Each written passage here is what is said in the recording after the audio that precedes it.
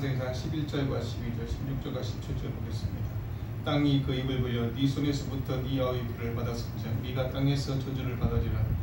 네가 밭을 갈아도 땅에 다시는 그 효력을 내게 주지 아니할 것이요 너는 땅에서 피하며 유리하는 자가 되리라. 16절입니다. 가인이 여호와 앞을 떠나 에덴 동쪽 노 땅에 거주하더니 아내와 동침함에 그가 임신하여 에녹을 낳은지라. 가인이 성을 쌓고 그의 아들의 이름으로 성을 이름하여 에녹이라 하니라. 아멘. 복효근 시인의 상처에 대하여라는 시에 이런 내용이 있었습니다. 모든 상처는 꽃의 빛깔을 닮았다. 잘 익은 상처에 선 꽃향기가 난다 라고 그렇게 얘기했습니다. 상처는 아픈 것이지만 상처를 잘 다루면 꽃처럼 향기가 난다 라는 그런 시의 내용이었습니다. 인간은 죄로 인해서 고통을 받고 또 괴로운 것이 우리의 인생입니다. 그러나 주님이 그 고통을 모든 것을 감수해 가시면서 복이 있는 삶으로 살아갈 수 있다라고 그렇게 말씀합니다. 그렇지만 진짜 예수님은 이 땅에 오셔서 상처투성이의 삶을 사셨은 것을 보게 됩니다. 죄 없으신 그분이 우리를 위해서 모든 죄를 다 지셔야 되고 또 십자가의 고통을 당하셨고 또 큰 상처 가운데 사셨던 주님입니다. 아마 그래서 주님은 상처 입은 우리를 더 깊이 잘 이해하고 계시고 상처 입은 우리를 위해서 치유해 주시기를 원하시는 주님인 것을 보게 됩니다. 그래서 우리가 때론 상처가 아프고 힘들지만 그 상처는 꽃처럼 아름다운 향기를 낼 수 있는 삶이라고 그렇게 말씀합니다. 그래서 교회는 상처 입은 사람들이 모이는 곳이라고 그렇게 얘기도 합니다. 교회 안에 상처 없는 사람들이 있는 것처럼 얘기하지만 교회는 이런저런 상처를 갖고 모인 사람들이 많이 있습니다. 그래서 상처 입은 사람들을 끌어안고 서로를 격려하고 함께 힘이 되어주는 것이 교회인 것을 보게 됩니다. 죄로 인해서 씻을 수 없는 상처를 치유받는 사람들이 모인 곳이 바로 교회라는 것입니다. 아픔과 상처는 나쁘지만 그렇지만 아픔과 상처 가운데 꽃향기를 만들어내는 사람이 있는가 하면 상처에 그 상처 때문에 골마서 아픈 것으로 끝나버린 사람도 있는 것을 보게 됩니다. 우리가 또 상처를 당하면서 아픈 것을 통하여서 다른 사람의 아픔과 상처를 더 깊이 알게 되고 이해해가는 것들도 보게 됩니다. 우리의 영혼, 우리의 육체, 우리의 모든 삶의 자리에서 정말 다른 길로 걸어가고 있는 신앙의 삶인가를 생각합니다. 인류의 조상이었던 아담이 범죄합니다. 그리고 죄가 들어오게 됩니다. 그러면서 사람들은 서로 향해서 상처를 주며 받으며 그렇게 살아가는 것을 보게 됩니다. 창세기 3장 17절에 아담과 하와가 범죄함으로 어떤 일이 일어난가를 우리에게 소개하고 있는 것들을 보게 됩니다.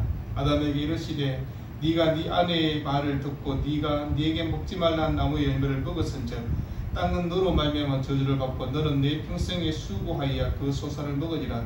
땅이 네게 가시덤불과 은근키를 낼 것이라.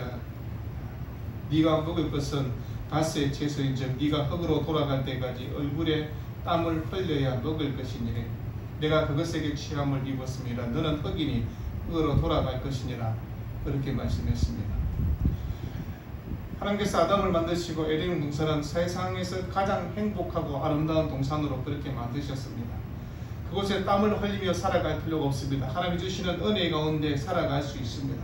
그러나 아담이 범죄함으로 사람들은 에덴 동산에서 쫓겨나게 되고 땀 흘려 수고해야 삶의 필요를 공급받을 수 있는, 그래서 흙으로 돌아갈 때까지 땀 흘리는 인생으로 살아갈 수밖에 없는 것을 보게 됩니다. 죄에 대한 그 징벌로 이마에 땀을 흘리며 씨를 뿌리며 경작하며 그것을 거두며 살아가는 것이 우리의 일생입니다. 아담이 범죄함으로 농사를 지어야 할 땅은 하나님의 저주를 받게 되었고 저주받은 그 땅은 가시덤불과 은근키를 만들어가는 것을 보게 됩니다. 인간이 지은 죄 때문에 땅이 저주를 받아 그 땅이 쓸모없는 땅으로 바뀌어 버렸습니다. 이것이 우리 인생을 살아가는 광야의 삶인 것을 보게 됩니다. 광야 같은 땅에서 인간은 땀 흘리며 가시덤불을 제거하며 은근키를 없애야만 농사를 짓고 삶의 필요를 공급받을 수 있는 것을 보게 됩니다. 죄로 말미암아 에덴 동산에서 살지 못하고 가시덤불 있는 광야 같은 고달픈 인생을 살아가는 것이 우리의 모습입니다. 그러나 우리 인생이 광야에서 살고 있지만 그러나 그것으로 끝나지 않는 것을 보게 됩니다. 가시덤불과 은근키를 없애주시는 하나님의 은혜가 있는 것을 보게 됩니다. 인생의 힘든 모든 여정에서 저주와 수고의 가시덤불과 은근키를 주님이 우리가 땀 흘리는 것만큼 없애주시면서 그곳에 더 큰 은혜로 함께 하시는 것을 보게 됩니다. 그러면서 우리가 읽지 않았지만 앞부분에는 아담의 아들인 가인이 동생 아벨을 돌로 쳐 죽이는 그런 이야기가 나와 있습니다. 동생을 죽이는 장소가 광야인 것을 보게 됩니다. 창세기 4장 11절에 보니까 땅이 그 입을 벌려 네 손에서부터 네 아우의 피를 받았은즉 네가 땅에서 저주를 받으리니 네가 밭을 갈아도 땅이 다시는 그 효력을 내게 주지 아니할 것이요 너는 땅에서 피하며 유리하는 자가 될 것이다 말씀합니다. 가인은 농사를 짓는 사람이었습니다. 근데 그 농사 짓는 땅들이 그가 흘린 피로 말미암아 더럽혀졌고 그 땅은 저주를 받게 되었다고 얘기합니다. 씨를 뿌려도 많은 소산을 얻을 수 없는 땅이 되어버렸습니다. 그리고 소산을 거두어도 많지 않다고 그렇게 얘기합니다. 아무리 수고하고 땀 흘리고 노력해도 그 노력한 대가만큼 돌아오지 않는 땅이 되어버렸습니다. 하나님의 저주 가운데 그 땅을 하나님께서 그렇게 저주해 버렸습니다. 그렇지만 광야 같은 저주 같은 그 땅에서 농사를 지으며 삶의 필요를 공급하는까지는 하나님께서 은혜를 허락해 주신 것을 보게 됩니다. 이것이 인간이 살아가는 광야의 삶입니다. 이 땅은 어쩌면 인간이 살아가는 죄의 결과로 형벌의 장소로 살아가는 것을 보게 됩니다. 우리가 영원한 천국에서는 형벌이 아닌 영원한 행복과 기쁨을 살 것입니다. 그러나 죄로 인해서 이 땅은 우리의 형벌의 현장이 되었고 그렇게 살아가는 삶의 모든 것이 되어버렸습니다. 이것이 우리에게 진 운명이라고 얘기합니다. 그러나 창세기 11장까지 보면 여러 많은 사건들을 우리에게 소개하고 있습니다.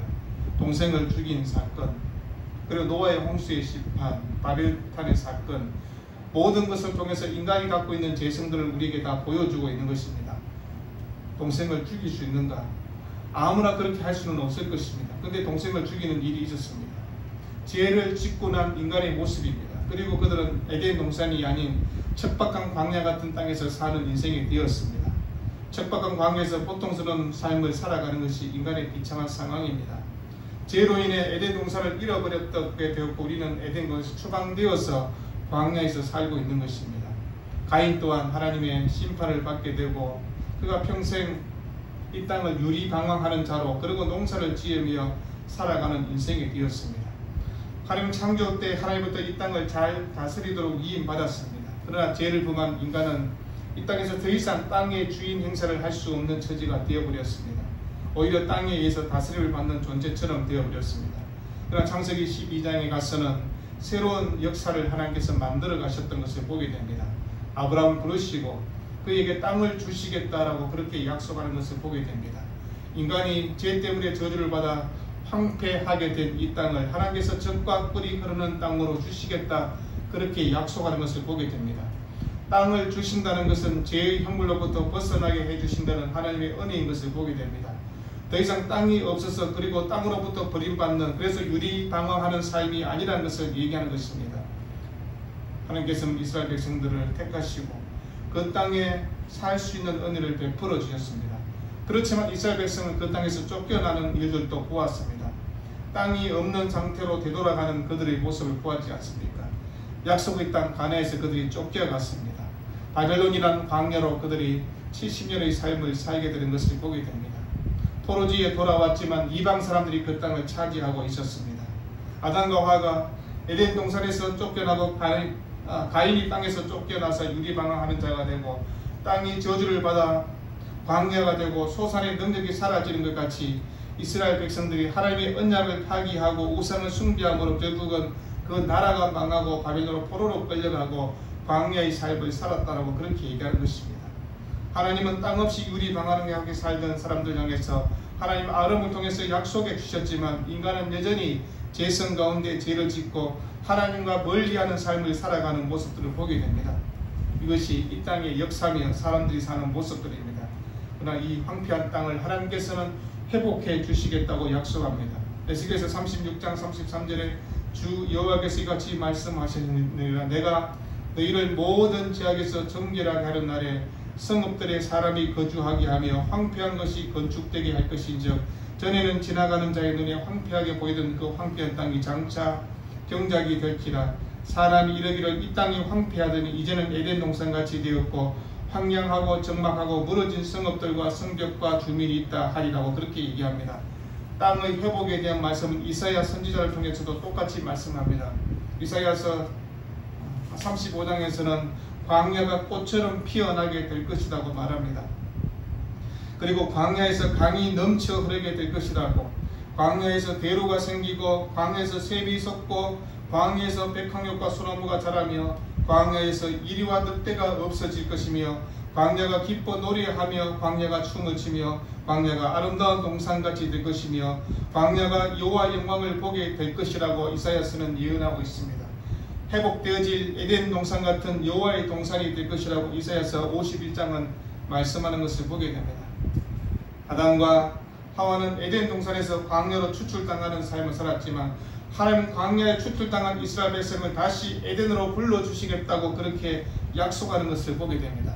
이 땅을 살아가는 삶의 자리는 광야입니다. 그렇지만 그 땅 광야에서 황무지 같은 그 땅에서 하나님께서 우리를 부르시고 은혜를 주신다고 그렇게 말씀합니다. 이사야 말씀에 다시는 이 땅을 황무지라 부르지 아니하고 오직 너를 헵시바라 하며 네 땅을 뿔나라 하리니 이는 여호와께서 너를 기뻐하실 것이며 네 땅이 결혼한 것처럼 될 것이라고 이사야 62장 4절에 말씀합니다. 헵시바는 나의 기쁨이 그녀에게 있다는 뜻입니다. 물론 사람들의 이름도 있습니다. 히스기야 왕이 아내란가 므낫세의 어머니 같은 경우는 이름이 헵시바였습니다. 근데 여기서는 하나님의 시온을 헵시바라고 그렇게 불러주신 것입니다. 이것은 이스라엘 백성의 회복을 상징하고 있는 것입니다. 뿔라라는 것은 결혼한 여자라는 뜻입니다. 하나님이 이스라엘을 회복해서 뿔라로 삼으신다는 것은 이사야 예언은 예수님이 다시 한번 하나님의 보호 가운데 함께 회복될 은혜의 말씀을 하고 있는 것을 보게 됩니다. 물론 이 모든 말씀은 종말론적 말씀으로 새 예루살렘에서 예수 그리스도의 신부가 될 우리를 상징적으로 보여주고 있는 것뿐입니다. 주님이 오시는 그날같이 이 땅은 여전히 광야가 될 것입니다. 땅은 저주를 받아서 땀을 흘리며 고통 가운데 살 것입니다. 그러나 이 땅이 회복되는 그날은 완전히 바뀌어진 땅으로 살게 될 것이라고 이 구원의 은혜를 다시 한번 말씀하고 있는 것들을 보게 됩니다. 우리가 에덴 동산을 상실하게 되었고 쫓겨나게 되었고 저주받은 땅에서 살아가지만 그러나 그것으로 끝나는 인생이 아니라고 그 말씀하는 것을 보게 됩니다. 인간은 죄의 문제를 해결받고 광야를 벗어나서 에덴 동산으로 돌아갈 수 있다라고 성경은 얘기하고 있는 것입니다. 죄의 문제를 해결하지 않고서는 결코 인간은 광야를 결코 벗어날 수는 없는 것입니다. 그래서 성경은 모든 죄악에서 정결하게 되는 날 황폐한 이 땅이 하나님이 허락한 에덴 동산이 될 것이다 그렇게 말씀했습니다. 땅이 회복될 것이며 죄악에서 정결하게 될 것이라고.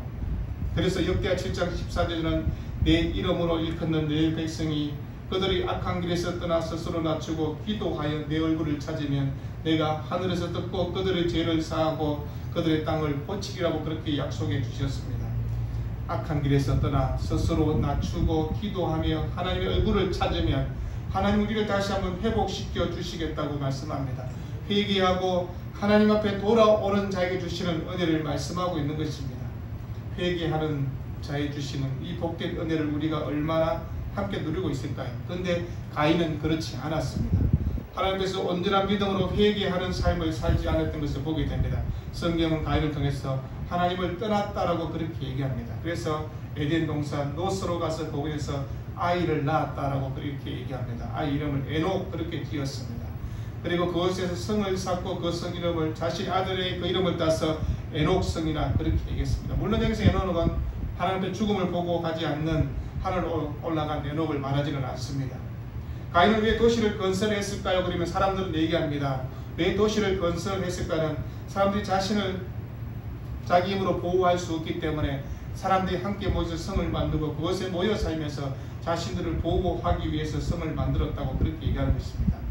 하나님께서 가인을 보호해 주지 않으니 가인은 자신이 스스로 자신의 삶을 지키기 위해서 성을 만드는 삶이 된 것입니다.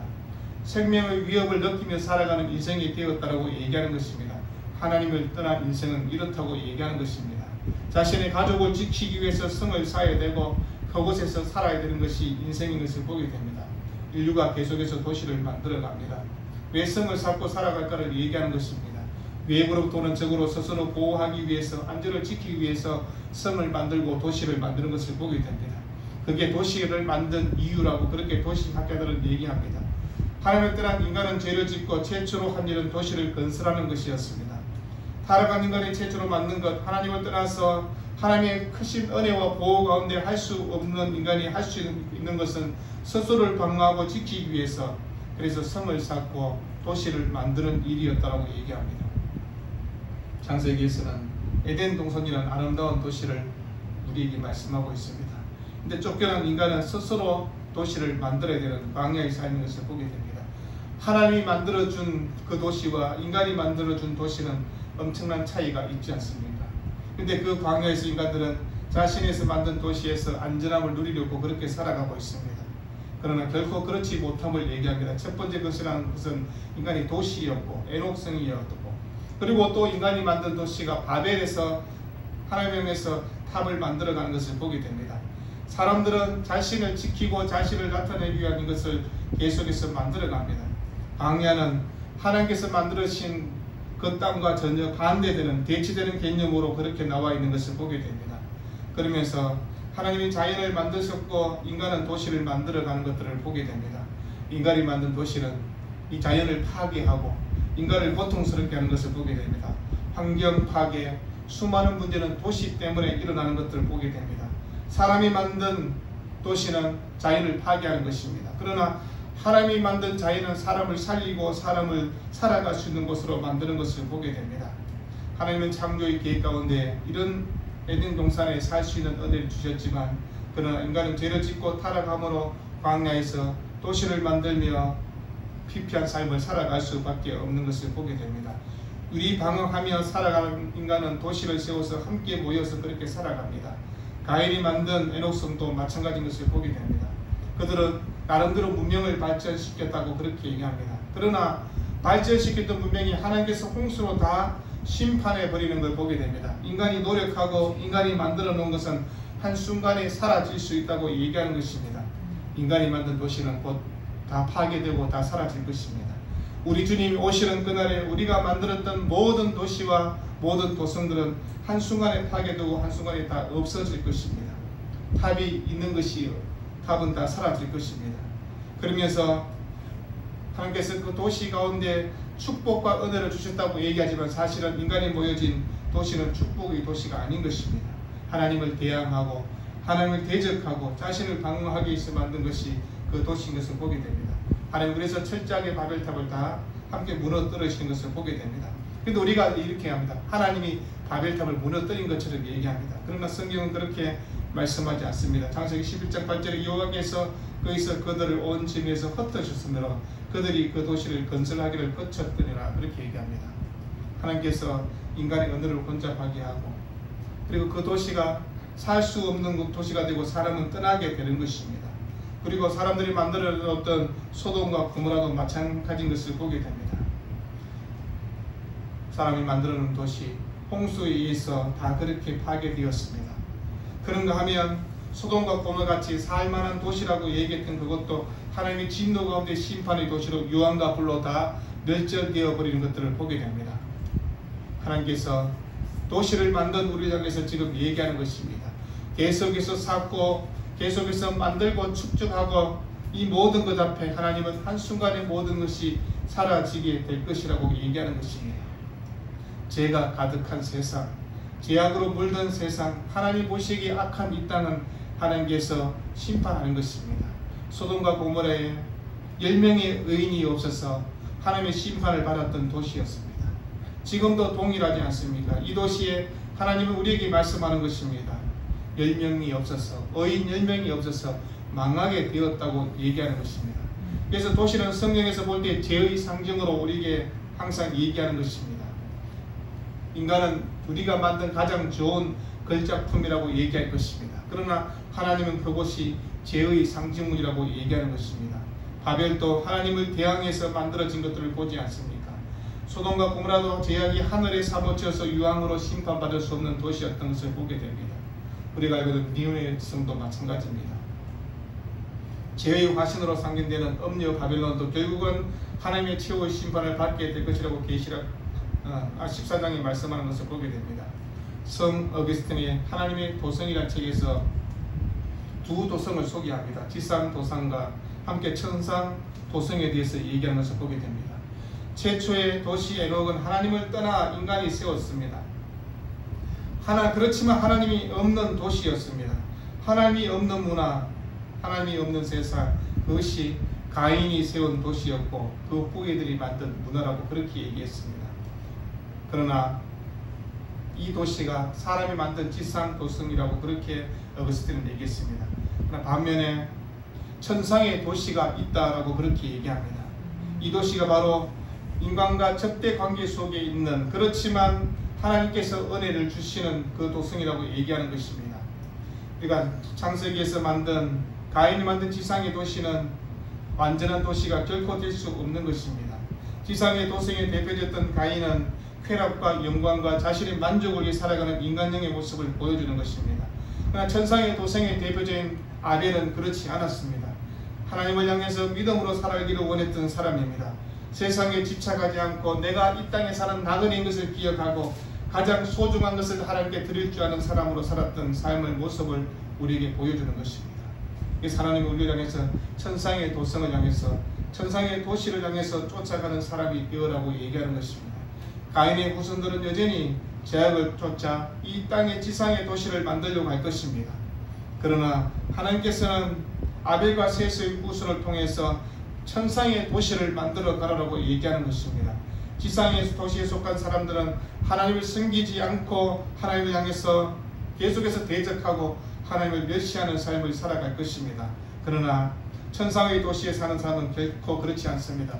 하나님을 경배하고 하나님 중심으로 하나님의 뜻을 향해서 살아가는 삶이 될 것입니다. 우리가 어느 도시에 살고 있는 것을 생각해 보라는 것입니다. 지상 도성에 비록 속한 사람은 살고 있지만 세상에 속한 도시의 쾌락을 추구하고 세상을 향해서 살아가는 자가 아니라 천상의 도시에 사는 사람으로 하나님의 영광을 위해서 살아가는 사람이 될 것을 얘기하는 것입니다. 이 땅에는 지상의 도시는 계속해서 죄와 탐욕의 지배 가운데 살 것입니다. 그러나 천상의 도시는 하나님의 사랑과 하나님의 은혜로 가득 찬 도시가 될 것입니다. 지상 도성에 속한 사람들은 최후의 심판 때 모두 다 지옥에 던져질 것입니다. 그러나 천상의 도시에 속한 모든 사람들은 영원한 구원의 속에 천국에서 살게 될 것입니다. 어느 도시에서 우리의 인생의 삶을 살며 어디에서 인생의 것을 맺어야 되는가를 얘기하는 것입니다. 가인이 세웠던 에녹 같은 도시에서 사는 것이 아니라 하나님이 허락한 천상의 도시 새 예루살렘에서 사는 사람으로 살아가라고 얘기하는 것입니다. 이 땅의 도시는 계속해서 사탄의 지배 가운데 살아갈 것입니다. 그러나 곧 이 도시는 다 무너지게 될 것입니다. 그러나 하늘에서 내려온 새 예루살렘 새 도시 천상의 도시는 하나님이 통치하는 영원한 나라로 그렇게 살게 될 것이라고 성경은 그것을 우리에게 얘기하고 있는 것입니다. 에덴 동산에서 추방된 인간이 어떻게 도시를 만들어가고 있는가를 우리를 오늘 성경을 통해서 이야기합니다. 그러나 이 땅이 만드는 지상의 도시는 다 하나님의 심판을 받게 되시고 멸망하게 될 것이라고 얘기합니다. 그러나 하나님이 만든 천상의 도시는 우리에게 영원한 승리라고, 영원한 은혜로, 영원한 축복이 될 것이라고 그렇게 말씀하는 것입니다. 성경은 우리에게 물어보는 것입니다. 천상의 도시에서 살기를 원하는지 아니면 이 땅에 있는 이 땅의 도시에서 살기를 원하고 있는지를